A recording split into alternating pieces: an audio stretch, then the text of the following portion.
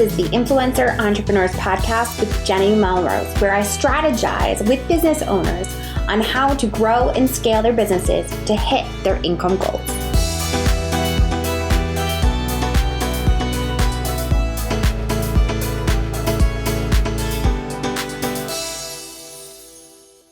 This is episode 378 of the Influencer Entrepreneurs Podcast with Jenny Melrose.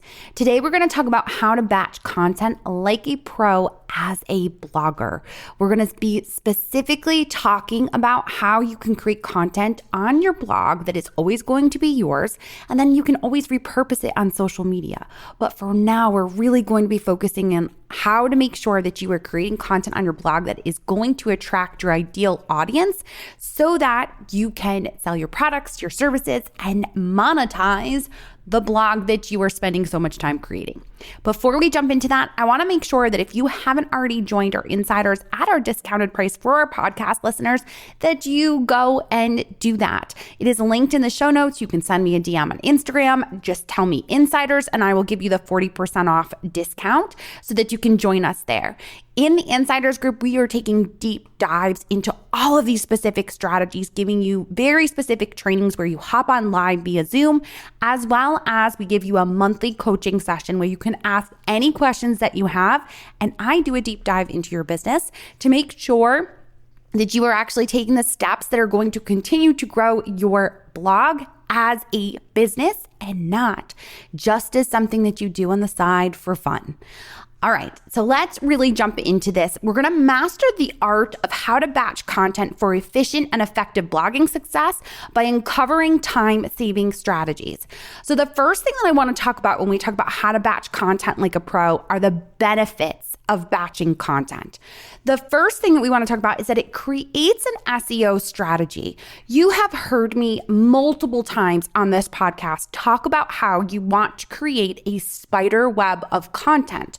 Well, by creating that spider web of content for your readers to come to and to then click to go get more information about another post and another post and another post, it increases their time on your site, as well as it's giving you backlinks because interlinking to your content, which is then creating that SEO strategy where you are showing them you have the complete answer. You are that expert that is going to be able to help them through whatever it is that you solve a problem for your audience. The next thing for benefits of batching content is that it saves time. When you are batching content, you're not thinking about just one post. Instead, you're thinking about how can I continue to build upon this concept and show them every step that goes along with this and give them the complete answer. By doing that, it saves you time because you're not jumping from one thing to the next topic to the next topic. Instead, you're staying in your lane on a very specific content pillar and making sure that you fully answer all of the information within that. The next piece is that it fills in content gaps.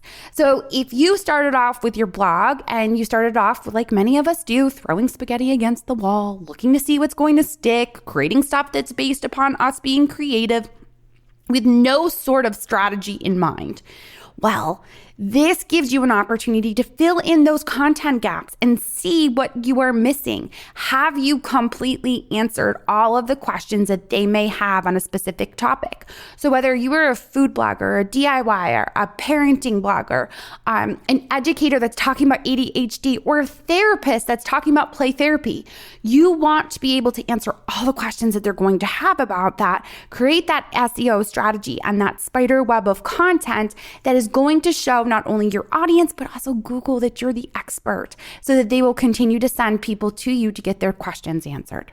Now, here's the piece that we really need to dive into is how to actually batch your content. Your first step is to identify your content pillars. I have been talking about this for weeks on the podcast. I'm going to link to it in the show notes. But the important piece to understand is what are those content pillars of content that you want to be known for? That you, when people are thinking about you, they go, That's what they are there for. They are going to give me play therapy. They are going to give me ways to redirect kids, and they are going to give me a way to do chore charts. Whatever your expertise is going to be, what are your content pillars that are going to make up what it is that you do?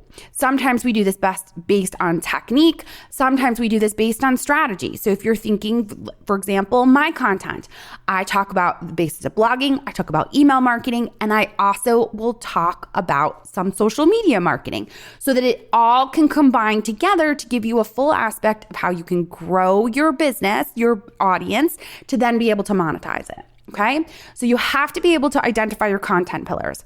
Once you have identified your content pillars, you then are going to determine a pillar focus based on revenue. And that is how you are going to batch your content, because you are going to focus on that specific pillar, and it's going to be based on revenue, meaning what do you have a product, service, an offering for that you can sell behind the content that you are creating.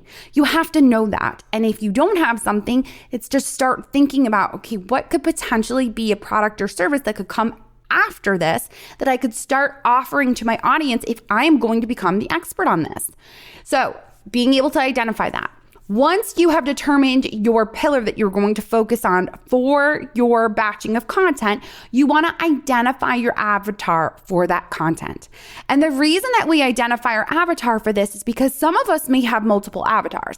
Some of us may have someone that's coming in that's in the very beginning of the stages of what you teach, and some may be in the middle, or some may be in the end, or they may be some just entirely different audiences, but maybe you offer a different service to them that kind of still goes around the same thing. So for example, I have a client that offers a course, but then also offers a program for graduate students that they can go to. It's a similar course that could work for both audiences, but the pain points are going to be very different.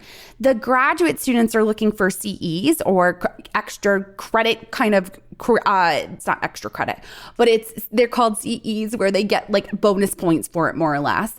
And some of them are required by their state in order to do this. And obviously the parents are having trouble maybe dealing with their kids at home and want some different behaviors to be able to get fixed. So they want a course to be able to go through it. So obviously knowing who your avatar is going to make it clear when you create that content, because once you know that avatar, you have to be able to establish your CTA, or your call to action. Hey there, guys. My name is Melanie from Mostly Under Control, and I am a member of Jenny's Influencer Entrepreneurs Insiders membership. I've been a part of it since 2017, and over these 6 years, I've taken full advantage of the weekly trainings that Jenny offers and the monthly group coaching. The group coaching is probably my favorite part of the membership. Jenny has taught me so many things for my business. She helped me niche down and write and teach about what I wanted so that I wouldn't burn out. In addition to what she teaches, the networking I've done with other members has been invaluable. I recommend her membership to all of my online business owner friends because it is worth every single penny. And that CTA, or call to action, needs to be to get those people onto your list. And what you offer them, a guide, a workshop, whatever that freebie is, that opt-in that you are giving them in order to get their email, you want it to be connected to the product or service that you are selling, so that they can see that this is a funnel. Not that they can see, but so that you can have a funnel that works and is able to bring them along that funnel, along the journey of what you can show your audience, where some are going to want to get the product right away and be able to pay you for that so they can solve their problem almost immediately. So once you have established your call to action, you then need to do the keyword research. You need to be using a tool in order to do your keyword research.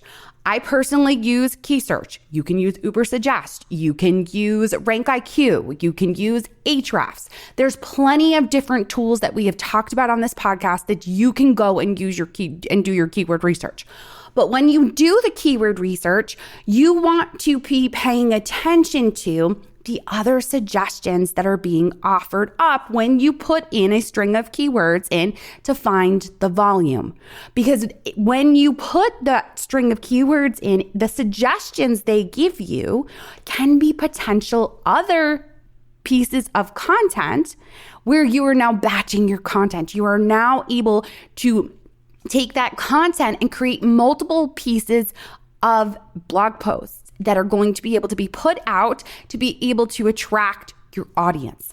So doing that keyword research and paying attention to what else is going to be offered can give you an opportunity to batch your content all at once. I sat down to do this at the beginning of this week because I am teaching my Insiders membership people how exactly to walk through this and do this. And we're doing content sprints, which we're going to be talking about on the podcast. I'm going to walk you through it, but we are actually physically doing it together. And I explained how I sat down, and by doing the keyword research on a specific topic, I was able to find 7 pieces of content that I was able to create because there's variations with different volume. And if I go deeper into other specifics within those content pieces, then I'm able to have more content and fully explain a concept so that I can get them from A to Z so that they totally understand how to go about doing that. So this is obviously a little bit different than what we talked about last week when we were talking about time batching. You can use time batching in coordination with content batching because when you focus your time in on the specific parts of content batching, then you're able to do that task batching. It is all interconnected. It is all about time management and how to be more productive so it can save you time in the end to run your business more efficiently. All right, you guys, I hope that you are enjoying this series on when we've been talking about time management.